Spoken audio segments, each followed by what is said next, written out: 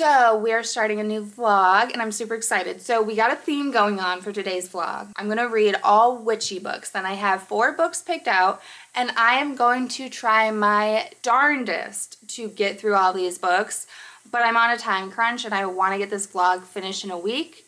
And 4 books in a week is a lot for me. I usually maybe do 2 books a week. So this is quite literally double the books that I typically read in 1 week. So I'm gonna try, but I can't promise that I'm gonna get through all of these, but I promise I'm gonna try. I try to pick out a variation of types of witchy books.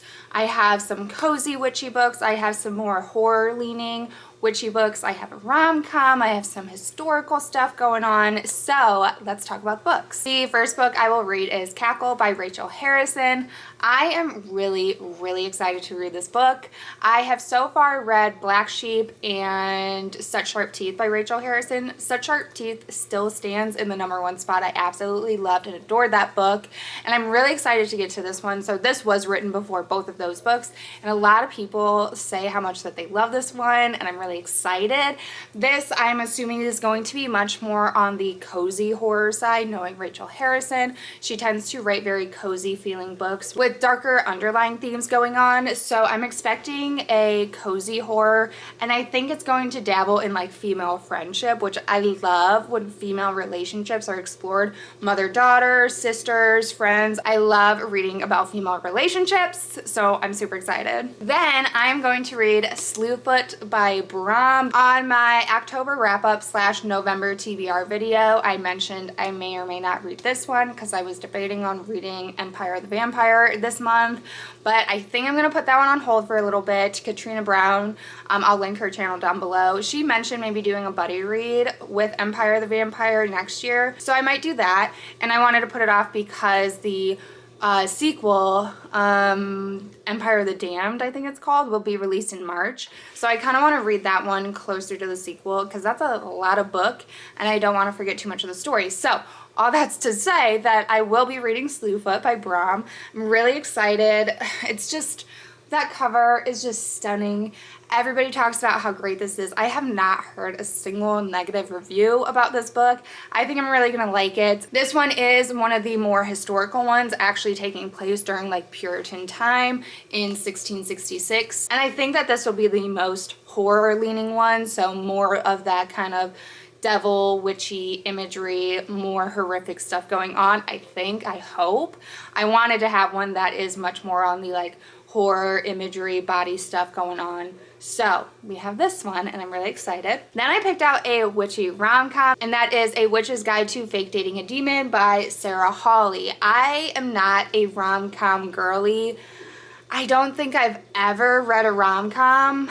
Like, I've read a couple of romances, but they've never been like feel-good romances, so I think that this is going to be like rom-com feel-good. So this is gonna be my first true like feel-good romance, and I'm kind of excited. I'm kind of excited to give it a go, see what I think, and I'm hoping it'll be a pretty quick read. It is one of the longer books I have picked out. It's just under 400 pages, but I don't know, I feel like it might read really fast. So I am planning on reading this one. And then we have the 4th and final book I picked out, but I will say, if I am unable to make it through all of these books by the time that I want to post this video, this is going to be the book that gets cut, unfortunately. It is the longest one, and I'm hoping and praying that I will be able to get an audiobook for it. As of right now, I do have it on hold through the Libby app, but it's on like a 13-week wait list right now.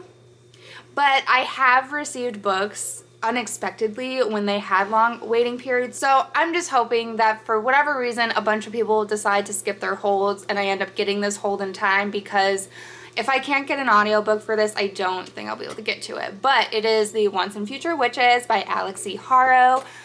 I should really prioritize this one. I have had this on multiple TBRs for the past year and I have yet to get to it. I don't know why. It's very much a mix of, I think, historical. I think that in this book we follow 2 different timelines, one in 1893 and during like the suffrages movement, and then in modern day, I think, and then they kind of like intertwine, and it's very feminist focused and very, you know, womanhood focused, and it ties in witches and all of that. So it really intrigues me, and it sounds really good, but it is very long. It's over 500 pages. So again, I'm going to really try to get to this one. So all that being said, we're gonna start with Cackle by Rachel Harrison.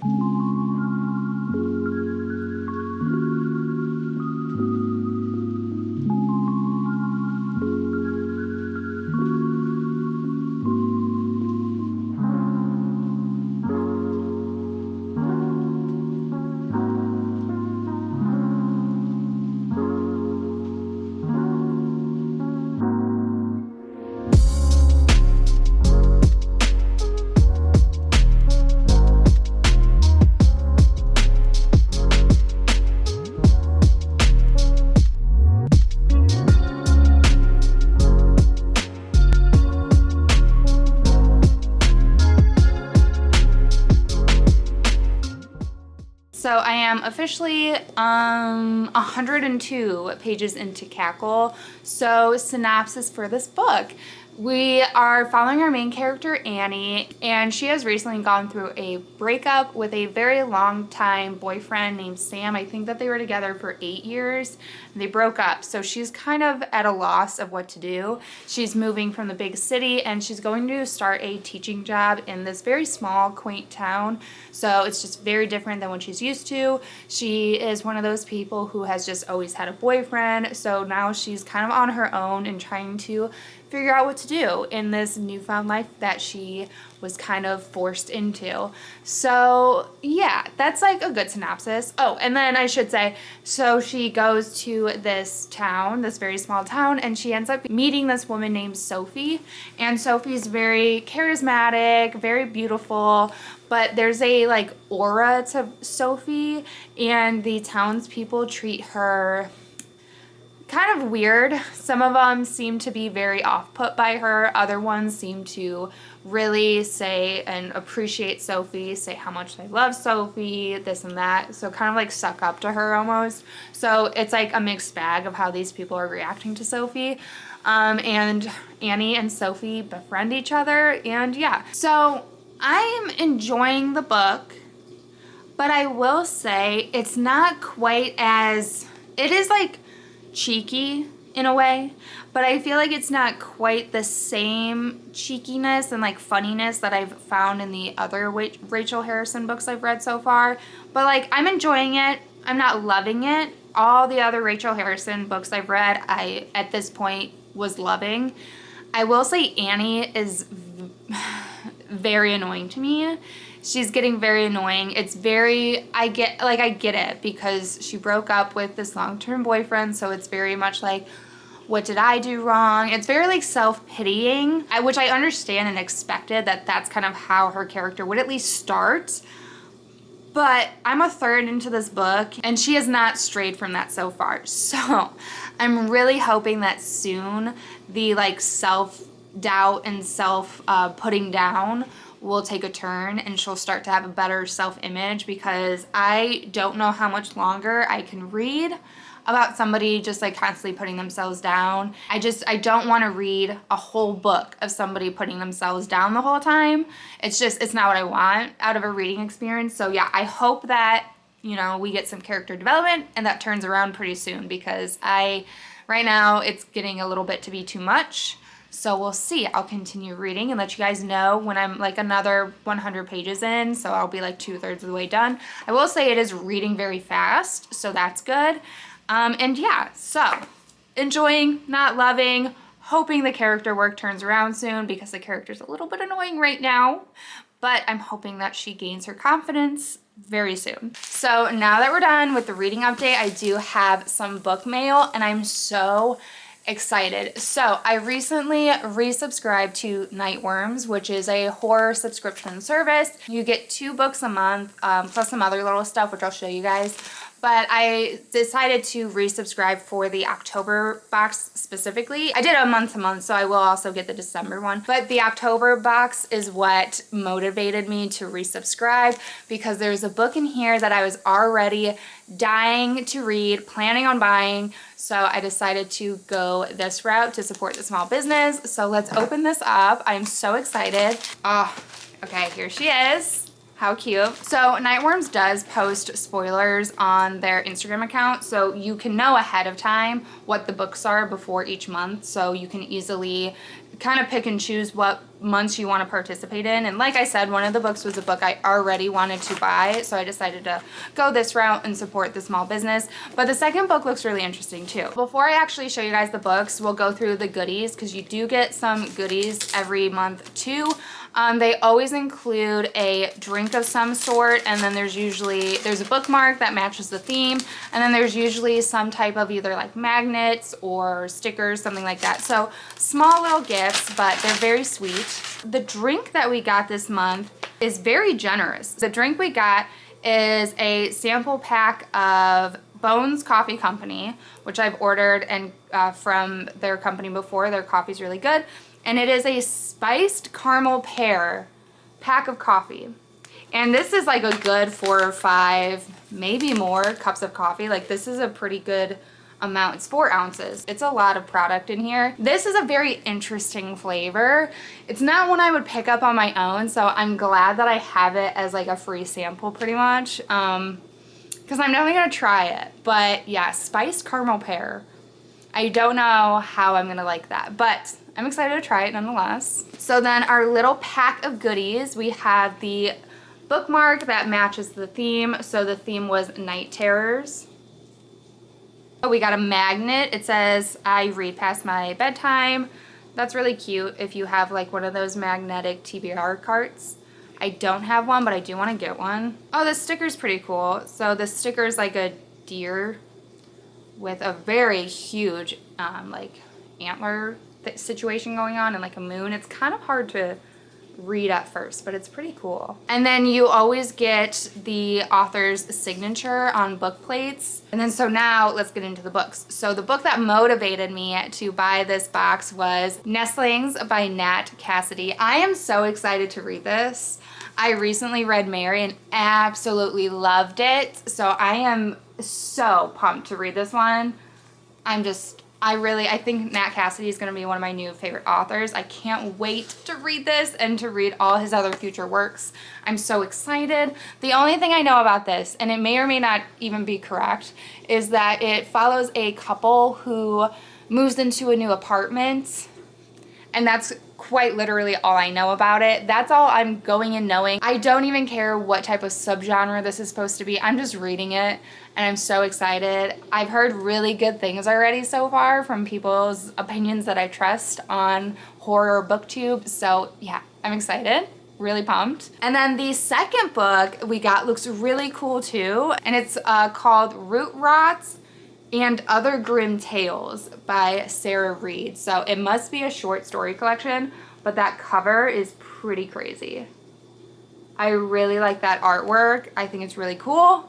So let me see what this is. So it says Sarah Reed delivers fresh cautions and disturbances across 18 grim tales. Prepare to inherit stories of fossil haunted houses, of doorways to the afterlife. In the woods, learn of vengeful wolves and women. In the water, discover shipwrecks stuck in time. Devian monsters. I don't know if that's how you say that. Devian monsters and islands where your father loved to fish and where your future hangs in balance. Okay, so yeah, it's a short story collection. I'm excited. I love the cover and the artwork. I think it looks sick. I don't have a lot of short story collections. I just like don't tend to pick them up, but I do want to give a couple more a go. I do have another short story collection that I did get from Nightworms as well that I want to get into eventually, but yeah. Looks cool. I'm excited. So that's it for now. I'm going to get back to Cackle, update you guys when I get another 100 pages in or so, and yeah, talk to you then. I do have a reading update. I have read 100 more pages. I am reading this quite fast, which is typically a good thing, but I don't know how I feel. So I made some notes throughout it. I have a bunch of like random post-it notes where I felt very compelled to write down my immediate emotions. So let's see. On page 133, I made a note that said, Sophie feels very controlling. I'm on edge, and I don't know if I should be. There's a lot of red flags, and this feels very love-bomby, but I don't know. So the whole Sophie-Annie friendship dynamic, I don't know how I feel about it. I think that it's just very different than how I like my friendship dynamics to be. It feels very like there's very much one person that is in power and one person that's not, if that makes sense. So I don't know how I feel about the dynamic right now, but I'm just like on edge because I don't know if Sophie's bad or not, because there's some like red flags going up for me. But I also don't know if this is supposed to be like a good friendship for Annie. Like, I don't know. Because in my head, it's not a good friendship. Like, that's not how I would want my friendships to be. So maybe it's just like my personal opinion of that. So yeah, I don't know. And then also Annie's still very annoying to me. So I still don't really like Annie. And particularly in these last 100 pages, there was a moment where I reached my peak annoyance of Annie. She just like is very inactive to me. She does not respond to things how I feel like she should respond, or at all like how I would respond. She just like doesn't intervene. She's such a pushover. And again, I understand that being the beginning characteristics of her, but we are now 66% into this book, and I am still annoyed of how little she does, how little she says.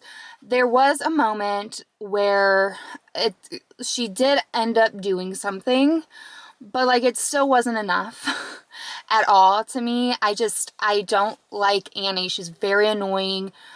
And I'm finding myself getting more and more irritated, and I can't, like, I'm 66% of the way into the book, and I've been annoyed for 66% of this book. So she's just very dependent, and I'm quite the opposite, almost to a fault.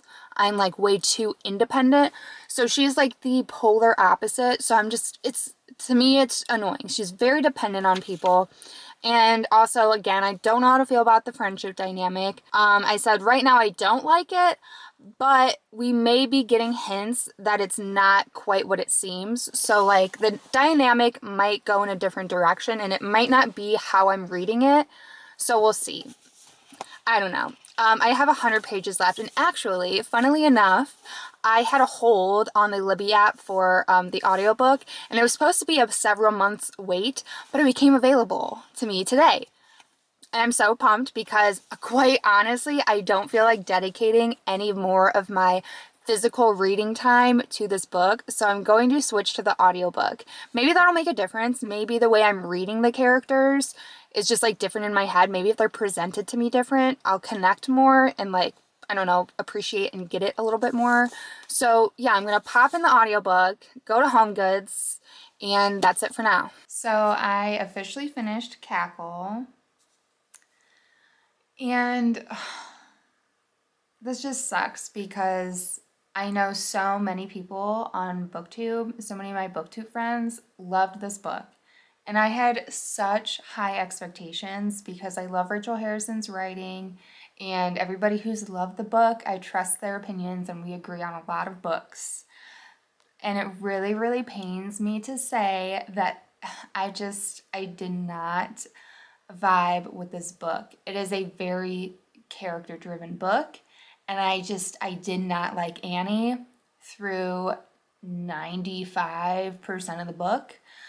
There's a certain point where I guess she's supposed to start kind of like gaining self-confidence, but then she was just like being rude. And then, I don't know, I made a bunch of notes. There was like a moment where people were talking about her, kind of like behind her back, she was overhearing it. And they literally say why they're talking about her. And she goes, they're all talking about me. Why are they all hanging out late at night talking about me, gossiping about me? But they just said why they're talking about you. So that she was just like, she's kind of a dumb character, and she was making me mad so much. She just kept saying dumb stuff, and I just didn't like the way she was reacting to things, and she was just very weak. She was a very weak character for majority of this book, and it's supposed to be like a, you know, turn around. It's supposed to be somebody gaining self-confidence or whatever, like a whole glow up of her confidence and all of that. I didn't get it. I didn't feel that. And any of that just happened way too late in the book, to the point that most of this book is her being very self-deprecating and self-doubting. And there's only so much of that I can read until like I'm annoyed, because she's not like doing anything about the issues she's having. And like, I don't know. It was just a very frustrating read for me. But I will say Ralph is absolutely adorable, and I do love Ralph. So yeah, and then again with the Sophie and Annie dynamic, I didn't like their dynamic. That dynamic just doesn't work for me. I don't like to have those types of dynamics in my personal life. So like, I don't really want to read it. I didn't like the dynamic. It felt very, I don't know, it didn't feel right to me for a lot of reasons. So yeah, and the whole book is about Annie and about their friendship. So I didn't like Annie, and I didn't like their friendship. So I really didn't like this book, and I feel bad because I know a lot of people love it, but I didn't, no. I did like the like vibes. It does have like autonomal vibes, those like small town feels. Like I did like that, but it's, you know, very much diluted in these characters and dynamics that I didn't like. Ugh. So I don't even know how to rate this book. I think I'm going to give it a 2.5. This is just by far the weakest Rachel Harrison that I've read, and it really, really pains me to say that. I thought it was going to be like another 5-star from her, but I could not get past the way that Annie was. Could not get past it. We're going to just move on. We're going to move on. So I'm going to move on to Slewfoot by Brom, and I did already start it. I am 100 pages in. I'm really liking it so far. I like the setup of the story. I like Abatha as a character so far. I even like Edward. Their dynamic's really cute and sweet. And I like the imagery so far. I'm excited. There's a lot of cool illustrations throughout this book, which Brom himself did. I like the time period. I've been pissed off, but like for good reason. Like there's reasons you're mad, because it is Puritan time period. Abatha is treated like a woman in Puritan time period, where she's supposed to like be seen but not heard, and she's a bit of an outcast in this like village that they go to church in. She's not the perfect Puritan woman by any means. She actually kind of married into the religion because of Edward.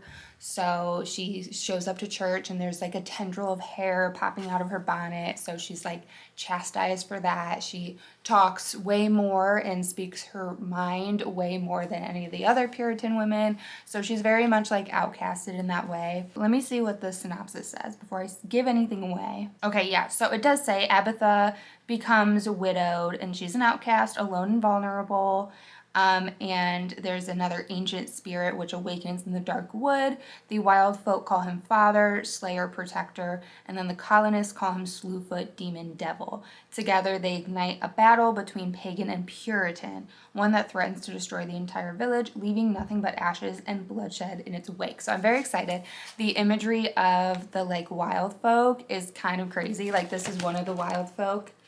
And there's some more imagery throughout too. I'll throw in some B-roll and stuff showing you guys some of the illustrated pictures in the middle of the book. But they're very, very pretty and very creepy pretty. Creepy beautiful. So yeah, I'm enjoying it so far. I like the time period. I like the themes going on. I will say I'm listening to it mostly on audiobook, and I was a little bit confused with some of the imagery, but I think that's just like me not understanding, because there's a couple of chapters where it's like this creature being awakened, and like he doesn't know who he is or what his purpose is. And I got like a little bit confused on where that was in the story in connection with like Abatha, but I think it's all kind of coming together and paths are starting to be crossed. So I'm enjoying it so far, much more so than I was enjoying Cackle 100 pages in, so that's great. I actually do like the main character in this one. So yeah, that's the plans for today. I'm bumming it all day. I am not leaving the house. I am sitting my ass on the couch, reading, chilling, putting on some ambiance, gonna light some candles. I did pick up a bunch of candles yesterday, so yeah, we're just vibing today. Vibing and reading, so that's the plans.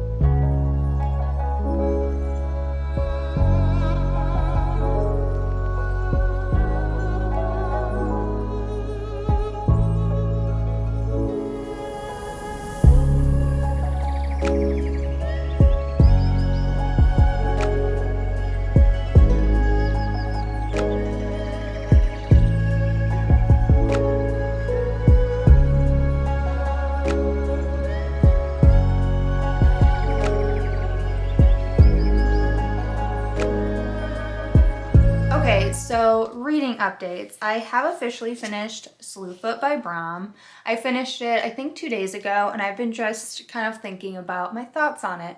So I really, really liked the way it started. I liked Abatha and Edward as like a couple and as characters. I like Abatha a lot. And I really like how it ended and the overall like conclusion and everything, and just the direction it went in the end. I really enjoyed it. But I didn't love everything. Samson as a character, he was kind of getting on my nerves, to be honest. He felt very underdeveloped in a lot of ways, and he was just kind of annoying me because he would just repeat the same lines over and over again. And I just found him to be pretty drab, and I would have just really liked Samson to be much more of a I don't know, much more of a bigger character in terms of like personality. Like he had like no personality. That's probably what I'm looking for here. He felt so lame to me. He felt lame to me, which is like a huge letdown because Samson's a big deal in this book. And yeah, he felt very lame. And I liked a lot of because you kind of follow both Abatha in like with the humans, and you also follow Samson within this kind of more fantasy folky feeling type of atmosphere, and a little bit more of like a mystical storyline with like Samson. And I liked some of the fantastical and mystical elements. The wild folk were pretty interesting, and I liked Mammopath or whatever, I don't remember his name. I don't know how to say it. Mammopath or something like that. You know who I mean. This guy. I really liked him as a character and how he played into the story. But at the same time, a lot of those like mystical and fantastical plot points felt quite a bit disjointed to me. I liked when Samson and Abatha were like together, but a lot of it, yeah, what felt very like just isolated. It was definitely forced together in certain points, but it didn't feel fully cohesive to me. I feel like the Wild Folk and all of that stuff could have been its like own separate book. And then this should have just been like Abatha with like Samson drizzled in there. But like the whole opposite, like mystical, fantastical stuff, while I liked it, I feel like I would have liked it better as its own entity and given proper attention to be fully fleshed out and like fully realized and like a really deep dive into that world. And it just felt like there was a lot of history and a lot of characters. The idea of a lot of the stuff was very cool, but I had issues with how everything was like merged together at certain points. And again, Samson was just a little lackluster to me. So I'm debating on my rating. If I'm being totally honest, I think it's more of a 3.5 for me, but closer to a 4 than like a 3. So on Goodreads, I'll probably give it 4 stars. If it would have been shorter and like the mystical stuff, like while I enjoyed, like especially with like my mama pet or whatever, I know I'm not saying it right. I like the stuff with that creature and all of that. But like, again, if it would have maybe been taken out of this and put in a different one, I would have liked both separate stories much more, and like could have been a 5-star and a 5-star. I'm still definitely gonna try out Krampus. Now, Krampus does technically have lower ratings on Goodreads, like the average rating is lower, but I'm still gonna get it, and I'm gonna probably read that and vlog that for like a creepy Christmas, horror Christmas type of vlog. So I'm still definitely gonna like check out more of Brom's work. But I am kind of nervous because I know that this is his most loved one. So I don't know where we're gonna go from here, but we shall see. Slewfoot. So I finished that, and then I did end up starting the audiobook for The Once and Future Witches by Alix Harrow. I decided to take one for the team, and I used an Audible credit to get the audiobook because my libraries is just not going to be available anytime soon. So in efforts to get it done for this vlog, and because I finished like the Slewfoot audiobook, so I don't have one right now, I decided to use the Audible credit. And I am really liking this one. I'm liking this the most so far, I feel like. I'm already on page 217. So a little bit under a half, but a little bit more than a third. So I don't know. I don't know what the percentage is, but I'm a good ways into it. I previously thought that in this book we followed 2 separate timelines, but that is not correct. We're only in the year of 1893, but we do follow 3 different sisters. So this is very much like a historical fiction, but it's kind of like an alternate historical fiction. This book does actually nod to a lot of true historical events, but majority of it is fiction, and in this world there is magic. But it's kind of weird because it seems like it's something, it's not like outlawed or anything, but people know it exists, but like not everybody knows it exists. It's almost like a rumor that magic is still a thing. So it's kind of weird because it's like there is magic, but not everybody really believes it, but there's a decent amount of people that still kind of like practice it, but it's like small magic because it's not as strong as it used to be. So the story kind of, it's hard to explain because it kind of then becomes this merge of women trying to gain rights and like gaining political power and societal power and having their voices be heard, but at the same time also gaining magical powers. So it kind of like merges those 2 ideas together. What I do really appreciate about this book is it almost immediately addresses and talks about the fact that the suffragist movement was not perfect, and it left a lot of people behind, that being Black women as well as women that didn't have as high of a social standing, and women who had to work in order to take care of their kids and weren't able to have the luxury to have this free time to go to all these meetings and organize all these like very like political agenda stuff. So I love that it immediately addressed that and talks about that, and the fact that it was, while it was like a really important thing, it still left a lot of people behind. So this book really focuses on the people that it left behind. It's really interesting and it's hard to explain, and I hope I did it somewhat justice, but I do really like it. I think the writing is lovely. There's just been a lot of great lines. There are quite a bit of elements going on and quite a bit of characters, and it can get a bit confusing jumping between the sisters because it's not like each chapter is dedicated to one sister, which a lot of books will do, where each chapter you kind of jump into the POV of a new character and it's like titled as such, but instead we kind of simultaneously in the same moment jump in and out of characters. It's not through their POV, it's all third person. So it can get a little bit confusing on whose side of the story we're supposed to be like perceiving the story from. But anyways, I did start this and I am really enjoying it so far. I think I'm going to probably finish this all on the audiobook. That's it for now. I want to get back to reading. I know the lighting is horrible. I'm sorry. It's 5 p.m. so the sun is gone. So the lighting's trash. I apologize, but I really needed to give you guys an update because I'm going to read a lot more, and so I needed to check in to give you guys some updates.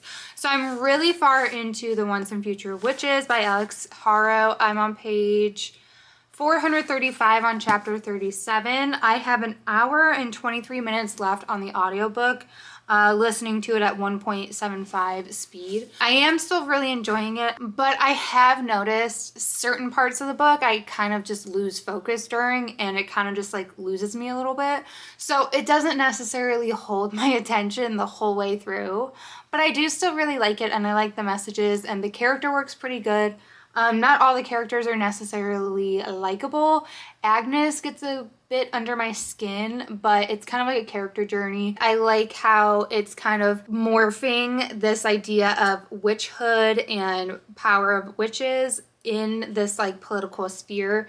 We open up with like the suffragist movement, and we also get into more political type of territory where there's people in higher power politically that are really trying to not give these women their witch power, and in essence their kind of human power and ability to have a voice and all of that. So I like how the message is being portrayed. I think it's interesting. I have a feeling where it's probably going to go, but a lot does happen in this book. So it is pretty like action packed, kind of like it does feel quite info dumpy at times. I don't really like when books are very passive, where we open a chapter and they're like, so here's what happened the past few months.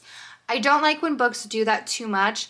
This has done it a couple times. So far, I wouldn't necessarily say it's been too much, but that is something I've noticed in books that I really don't like. I'm liking the writing, I like the characters for the most part, and I like most of the plot lines. It does take on quite a bit in terms of like womanhood and stuff that women face and deal with and do. So yeah, I am enjoying it. It's definitely not going to be a 5-star. Right now, I'm thinking it's going to be like a 4-star. That being said, I did also physically start reading A Witch's Guide to Fake Dating a Demon yesterday, and I'm already pretty far in it. I'm on page 137 on chapter 12. It's like just over a third in probably, and I'm actually really liking this. I'm really liking this, and I think that this might have been the type of story that I've been needing, kind of like a palate cleanser. It's very rom-com-y, it's very cute. I've laughed quite a few times. I think it's really funny. It hasn't gotten like spicy per se yet. I don't know how spicy it's going to get, but it has definitely gotten like steamy. So there's that. I'm assuming it's gonna happen eventually, but so far I've been really enjoying it. It's just been really fun, and I really like the characters. So in this book, we open up with our main character. I think it's pronounced Mariel, and she is said to be like prophesized super powerful witch, but she's just very much struggling with her magic and being able to use it. So she's like practicing her magic, and she's baking, and she wants to summon flour, but she accidentally summons a demon named Ozroth. I think it's Ozroth. I think it's Ozroth. So she accidentally summons this demon, and because she summoned him, he's like a soul bargainer, so he can't leave her until she deals him her soul. She doesn't want to do that, so now they're like accidentally bound to each other. So it's like close proximity. I don't know if it would be considered any other type of like subgenre for romance. I am not well versed in romance by any means. So there is something about Ozroth in this book that I really like, and I'm not going to say because it does not say it on the back. But you find out very early on, like chapter 2, but I won't say anyways, but he's not like exactly a demon like every other demon is. I like him a lot. I like him a lot, and I like Mariel a lot. So she has a interest in plants, which I have a lot of plants, and she also likes baking a little bit, but she's very into plants and nature, and as far as her magic goes, she is most powerful and most like in control of magic when she uses it for plants. and nature and stuff like that. So she actually has a little plant ER that she sets up, so people who are like struggling with their house plants or their plants are like dying, they'll bring the plants to Marielle and she'll like fix them. I think it's just so cute. I think it's a nice touch. So I really like the characters. I really like their banter. They just kind of like mess with each other a lot. They're in a situation that both of them don't necessarily want to be in, but I'm really enjoying it. I like the dynamic between the two of them, and I like them as individual characters. So I'm really excited to see where it goes. I think I just needed something to like take a step back, just pure entertainment, make me feel good, make me giggle, make me laugh, and this is doing that. So I'm really enjoying it so far, and I'm excited to keep reading it. But I am going to try really hard to finish this tomorrow. Tomorrow is Sunday, so I do have all day. I don't have any plans. So very good updates with that one.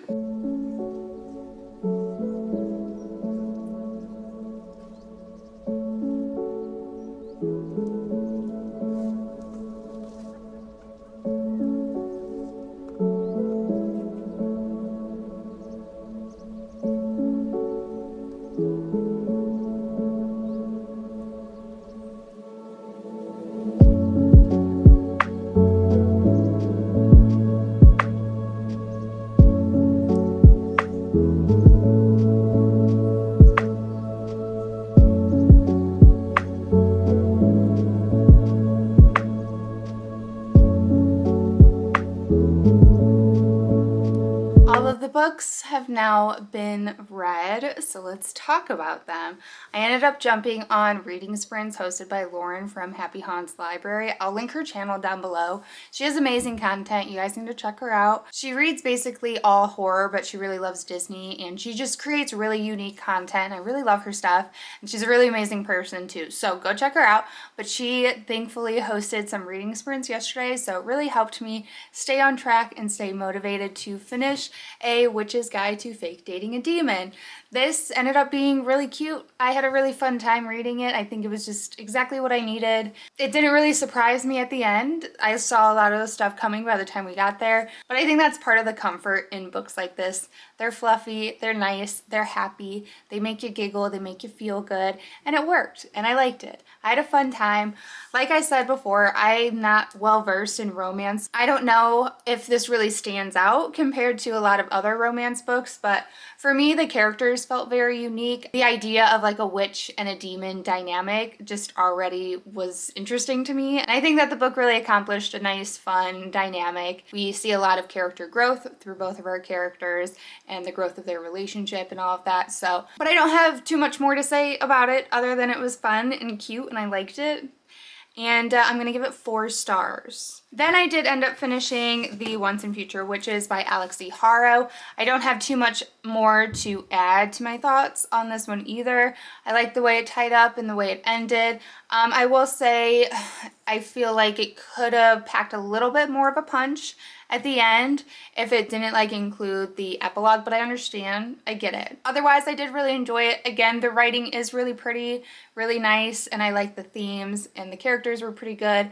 It is quite action-packed, but like I said before, there definitely were parts that just didn't hold my attention as much, and I do feel like I am probably going to forget a lot of this book over time, other than like its overarching idea and concept, but I feel like the details of the book will get very grainy over time because just a lot happened in it, and because I was listening to an audiobook, I just wasn't probably as invested at every second of the book as I should have been. But overall, really enjoyed it. I am a little bit perplexed on how to rate it. So speaking of ratings, let's review all of the books while I'm trying to decide what to rate that. We already talked about A Witch's Guide to Fake Dating a Demon. That one's set in stone. That one's 4 stars. Great book. So I'm gonna revisit Cackle. And I was thinking about it more over the week. And I think that even 2.5 is a little bit nice. I feel like I gave it that extra 0.5 just because it has Rachel Harrison's name on it, and because I have so thoroughly loved every other book from Rachel Harrison that I've read so far. But this definitely did not work for me. We already know why. We're not gonna open that can of worms again, but it didn't work for me. And the writing was also not what I love from Rachel Harrison. This is a slightly older work, so that may be why. I feel like maybe with Such Sharp Teeth, that's where she really started to lean into the type of writing that I love from that and Black Sheep. So I think I'm gonna land on 2 stars. Ugh, which feels so mean. And again, I feel so bad, but I'm so happy other people love this book. Just wasn't for me. And then Slewfoot.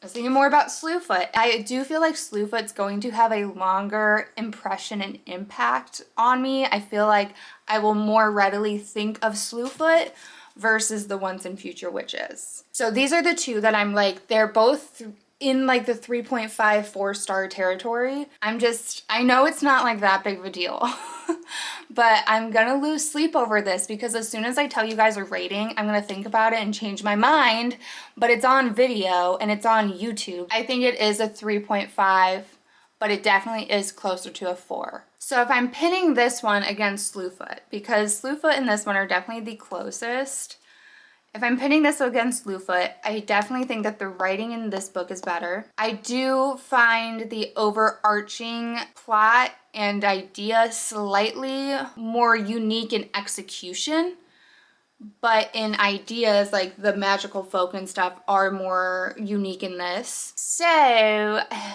is this also just a 3.5, closer to a 4? I think that both of them are going to get a 4-star from me on Goodreads because they don't do half stars. But just know that these 2 are both somewhere within 3.5 and 4. I don't know how to define these 2 against each other. They both have very unique qualities and I liked a little bit of both of them, and I definitely had problems with a little bit of both of them. So I'm gonna say these are both 3.5/4. That's the best that I can commit to right now. Look at all those pages. Granted, I did listen to some audiobooks, but I'm very proud of myself. This was a lot of book for me to read in a week. I've never read that much in a single week. So that's a lot, and I'm proud of myself that I did it. Yay, books. That is going to be everything for today's video. If you made it to this point, leave me a spider emoji or any other witchy emoji you want to leave. As always, thank you so much for spending some of your time with me while I sit down and talk about books. If you haven't yet, please give the video a like, subscribe for future content, turn on the bell notification, all the fun YouTube things that help your girl out, and I will catch you guys in the next video.